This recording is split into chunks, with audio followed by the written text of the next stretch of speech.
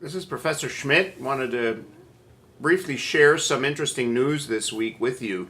The Food and Drug Administration has just released information about a genetically modified salmon that is being considered by the U.S. Food and Drug Administration for approval.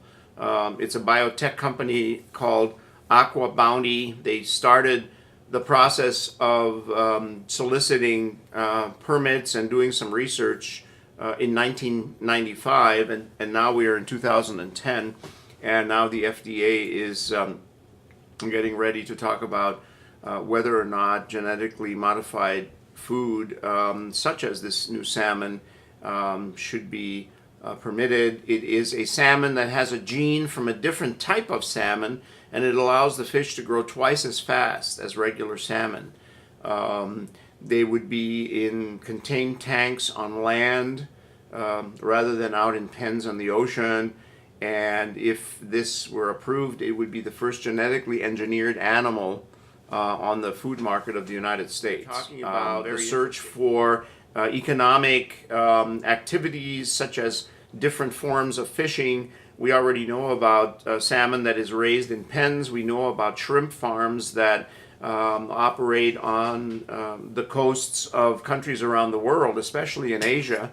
And these are all very important to the economies, job creation, and so on of countries, not just the United States, but especially other countries, in terms of where we fit into this delicate balance between economic activity, economic development, jobs, taxes, and so on, and issues that also are of great significance to coastal managers, which are, of course, coastal environmental issues. So the FDA had public hearings in Rockville, Maryland.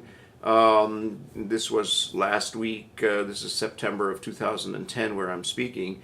And the hearings were about how to label the salmon, so the public can send in comments, and through November, and there is a discussion about how to basically label the salmon. Some concern about basically labeling it as, at the extreme, genetically modified organism, GMO salmon. In Europe, they call these kinds of things Frankenfoods, from Frankenstein, the artificial sort of monster that was created in the literature, or whether it should be called something else. This is, by the way, a much more important and huge discussion, because if we move in the direction of saying, yes, human beings are allowed to, can, and maybe even should manipulate the genetic code, in this case of animals, can we use it, for example, to help modify wild fish populations that are strained by overfishing or disease and that are in fact moving towards extinction? We know, for example, that the bluefish tuna is heavily hunted, and that there may be, in fact, a possibility that it will go into extinction, which is a very surprising thing. Can we develop a way for bluefish tuna to reproduce and grow to substantial sizes 10 times faster than they do now, so that with human participation, we can essentially help species along where human beings are undermining the the sustainability of these, and that is something that I think is sobering. It's a sobering thought for us. If we could save endangered species through genetically modifying them, that would be very important. We need to deal with geoengineering.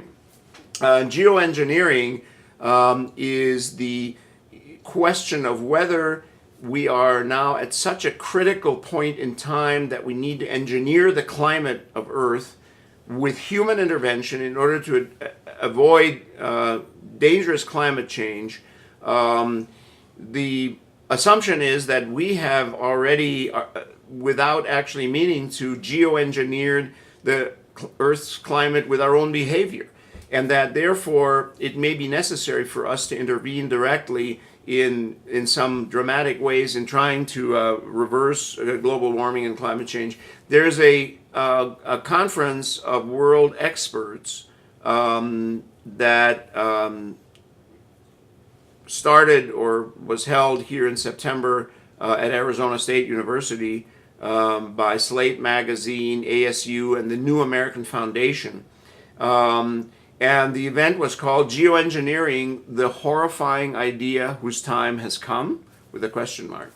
And it's very interesting because there is a lot of discussion about how we can manage solar radiation and how to do that. And there are all kinds of incredibly interesting and some very sort of dramatic suggestions that have been made to alter climate. Obviously, that would have a huge impact on coastal areas because of rising sea levels and global warming and so on.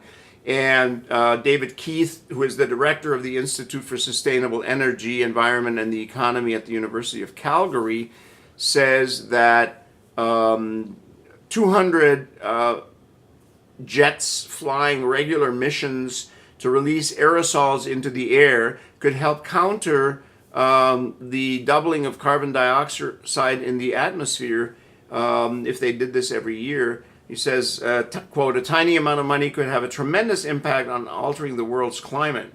And the question is, do we want to do that? How do we do that? Should human beings intervene in the environment in fairly heavy footprint ways? Most of us are sort of alarmed by that. You know, it's kind of a scary idea. But I remind you that, for example, the problems of wetland destruction in places like the Gulf of Mexico, Louisiana in particular, you know, the incredible decline in wetlands and the alarming reduction in ecosystems for the largest seafood area in the United States, millions of jobs, and an enormous amount of environmental impact.